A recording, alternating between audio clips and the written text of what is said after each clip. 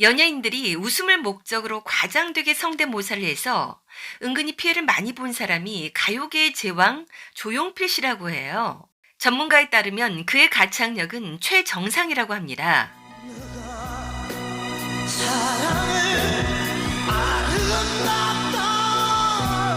이런 가창력은 순전히 피를 토하는 듯한 노력으로 완성되었어요. 그는 가수로서 어마어마하게 성공했는데요. 그런데 그는 자신의 인생 실패했다고 말했습니다. 그 이유가 무엇일까요? 이성미 씨가 실수로 폭로한 말에서 그의 진짜 모습을 알 수 있었습니다. 다 밝히고 잘려? 조용필 씨는 1950년 경기도 화성에서 태어났습니다.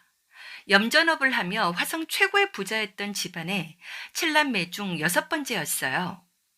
그는 형들의 영향으로 일찍이 음악을 좋아했고 기타를 즐겨 쳤다고 해요. 사춘기 때는 비틀즈 등에 심취하며 더욱 기타에 빠져들었어요. 그런데 과거에는 음악하는 것을 딴따라라고 하며 천시하던 때라 아버지가 극심하게 반대를 했어요. 급기야 아버지가 조용필 씨가 치는 기타를 때려 부숴버리자 아버지에게 겁을 주기 위해 어린 마음에 그런데 실제로 죽을 뻔했다고 해요. 무려 일주일간 혼수 상태에 빠졌다가 깨어났습니다. 겁을 준다고요?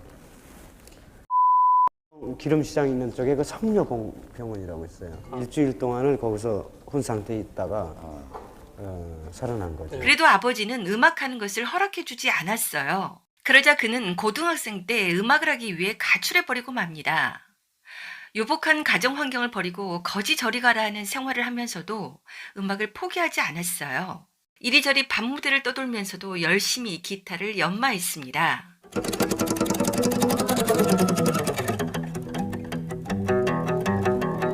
입소문이 나자 1968년 미 8군 무대에서 록밴드의 기타리스트로 음악을 본격적으로 시작하게 됩니다. 그러던 중 보컬을 맡았던 member가 군입대를 하는 바람에 노래를 부르게 되었어요.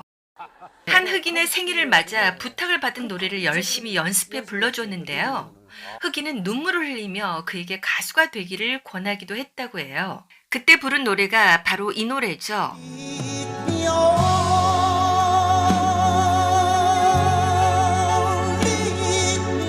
당시 그는 밥 먹는 시간마저 아끼면서 음악을 공부했어요.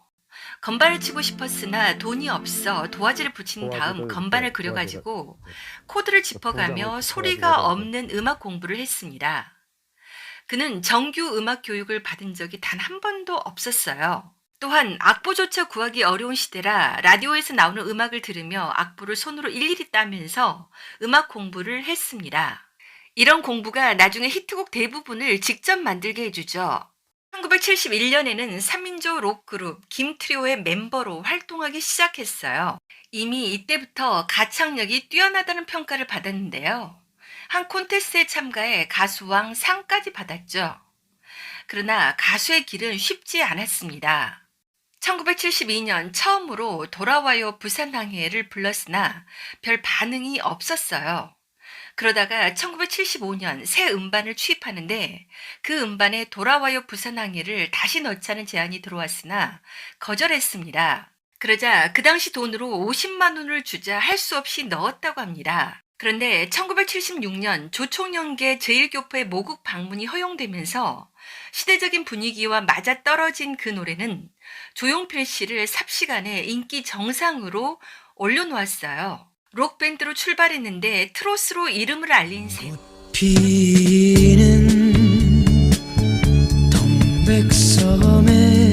그런데 마른 하늘의 날벼락 인기 가수가 되자마자 1977년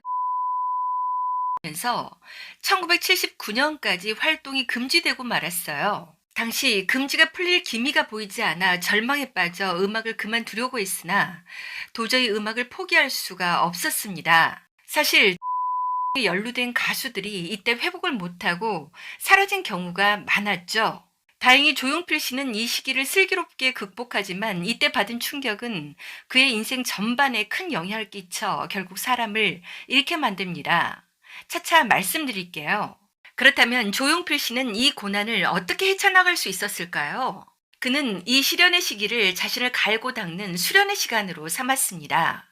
이 당시 우연히 본 TV에서 흘러나오는 판소리의 매력에 빠져 자신의 창법을 완전히 바꿉니다. 아픈 목을 소금물로 토하며 단련했고 판소리 연습을 하며 창법을 바꾼 것이죠. 원래는 미성이었는데 이때 전성기 때의 목소리와 창법이 만들어졌어요. 500년 사자는데 한편 생계를 위해 몰래 밤무대를 전전할 수밖에 없었어요. 무대에서 노래도 못 부르게 하고 출국 금지도 시킬 정도로 아주 살벌했습니다. 그러다 금지가 풀렸고 해금이 되자마자 나온 노래가 1980년 조용필 씨가 작곡한 창밖의 여자. 사랑은 아름답다. 이 앨범은 우리나라 최초로 100만 장을 판매하는 기록을 세웠고 서럽고 외로웠던 무명 시절 10년 만에 완전히 정상 궤도에 오른 것이었습니다. 여기에 실린 그가 작곡한 단발머리 또한 그 인기가 대단했죠. 언젠가 나를 위해 꽃다발을 전해주던 그 소녀. 1집부터 이미 대한민국 최고의 대스타가 되었고 꾸준히 음반을 발매하는데요. 이 시기 언제쯤 조용필 씨의 아버지를 인터뷰한 적이 있는데 이런 얘기를 했다고 해요. 내 아들이 누가 봐도 대한민국에서 지금 돈을 제일 많이 버는데 아직까지 지집 하나 없이 전세 살고 있다. 아무래도 매니저가 됐든 누가 됐든 중간에서 해먹는 것 같다. 기자가 한번 알아봐 주라 라고 했다고 해요. 이에 대해 해당 기자가 말하기를 아버님, 누가 중간에서 해먹는 게 아니라 아드님은 100을 벌었다 치면 90 이상을 음향 장비, 악기 등에 전부 투자하고 해외에서도 구하기 어려운 1등급 장비로 모두 맞추려 하니까 돈이 없는 겁니다. 라고 답했다고 해요. 거기다가 그 엄청난 음향 장비를 운송하려고 덤프 트럭을 2대씩 사서 끌고 다녔다고 합니다. 최정상의 자리에서 오히려 더 나아가기 위해 음악에 그 모든 걸 재투자했다는 것. 또한 조용필 씨로 인해 오빠 부대가 만들어지며 우리나라 최초로 조직적인 팬 문화가 형성되었습니다. 기도하는 사랑의 손길로 내놓는 음반마다 성공을 거듭하며 70년대에 남진 씨, 나훈아 씨의 뒤를 이어 80년대는 조용필 씨의 시대가 되었어요. 지금까지 무려 190곡이 넘는 히트곡을 자랑하고 있죠. 우리나라에서 덮을 자가 있을까요? 그대는 왜 촛불을 키셔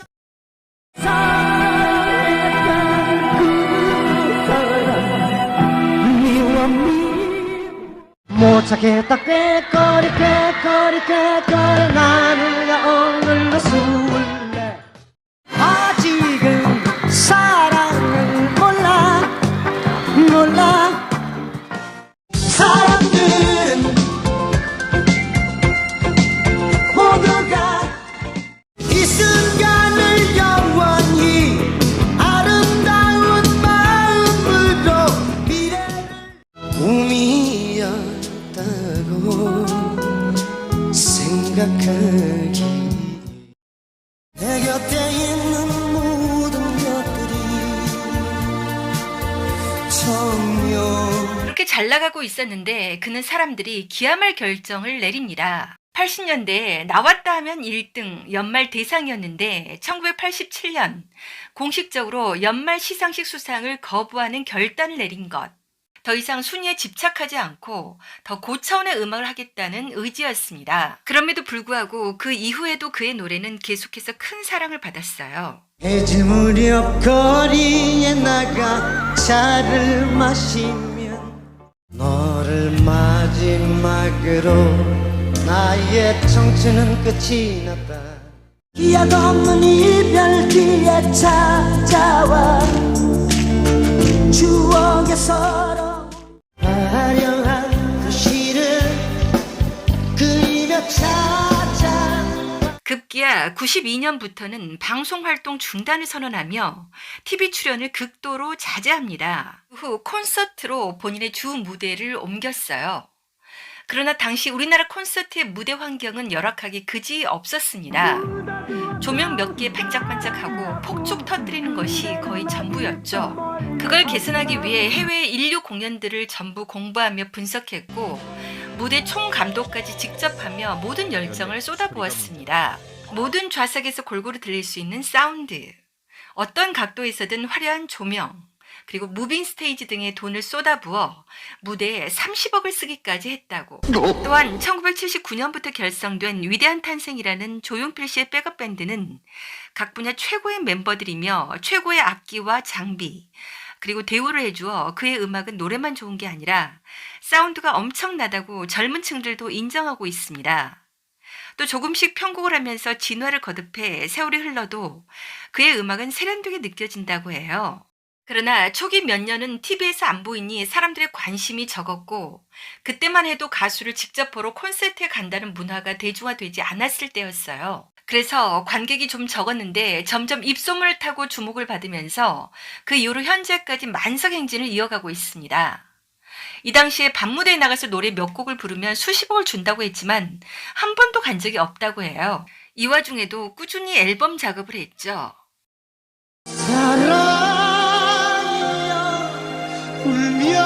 울며라비 손만 파도처럼 거친 추억 속에 너는 살면서 듣게 될까 언젠가는 아픔 속에 지워야 할 사랑이면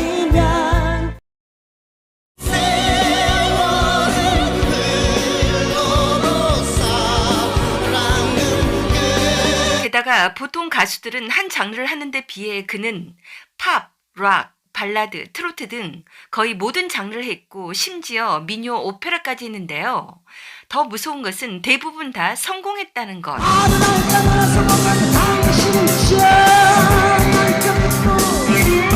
이렇게 뮤지션으로서 이룰 수 있는 거의 대부분을 이뤘는데도 그는 자기 인생은 실패작이라고 말했습니다.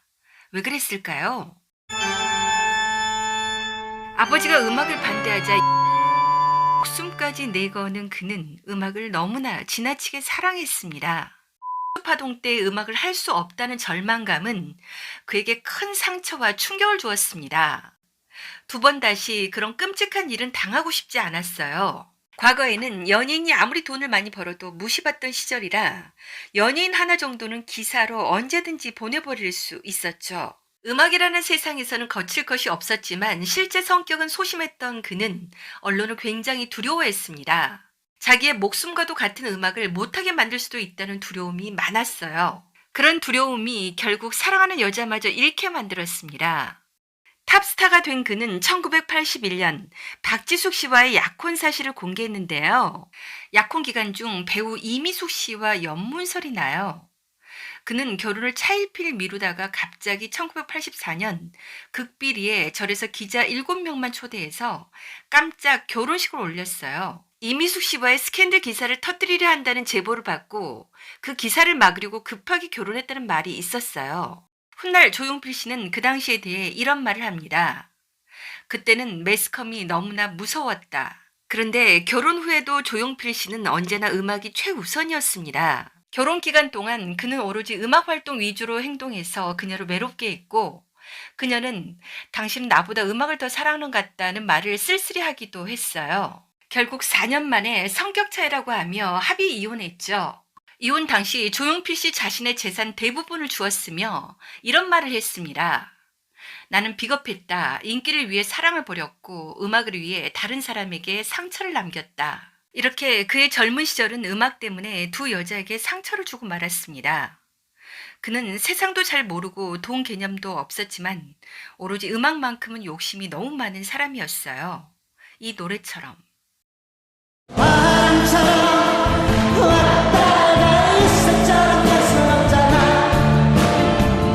1992년 밤으로 가는 쇼 방송에 조용필 씨는 주인공으로 출연했고 개그우먼 이성미 씨도 함께 나왔어요. 그때 그는 아직 재혼을 하지 않았죠.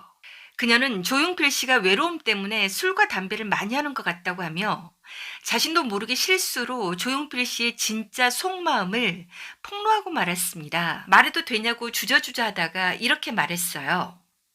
조용필 씨가 술을 마시면 자신의 인생은 실패다.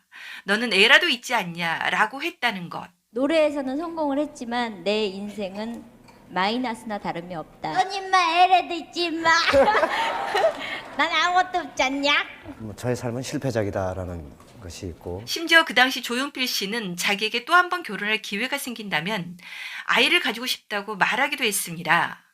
심지어 우연히 쇼핑하다가 아기 신발을 보고 너무 이뻐서 사다가 TV 장식장에 올려놓고 들여다본다는 얘기까지 했어요. 너무너무 이쁜 그 애기 그게 있더라고요. 신발이? 예, 그거를 이거 너무 이쁘다 그래서 사다가 이렇게 놨는데 가끔씩 그걸 봅니다. 그런데 그렇게 아이를 원했으면서 그는 1994년 45살에 자기보다 한 살 더 많은 안진현 씨와 결혼합니다.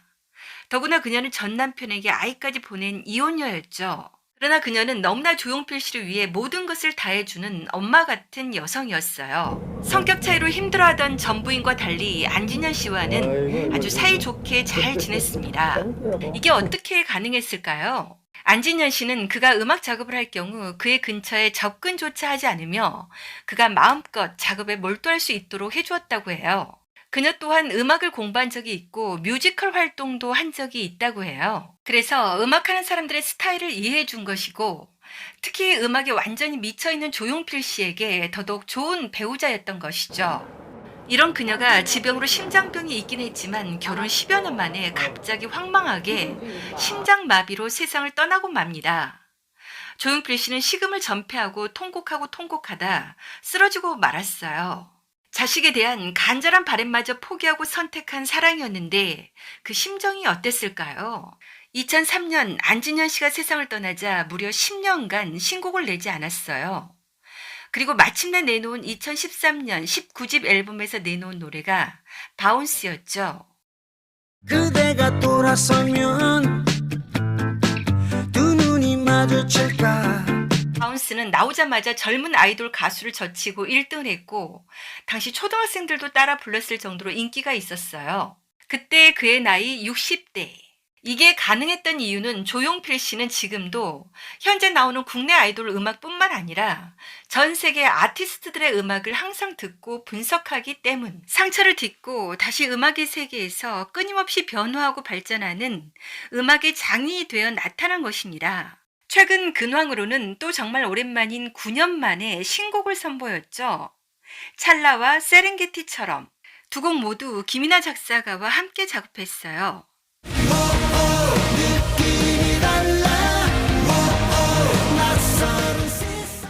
거침없이 푸른 하늘 고개 들어 달려가.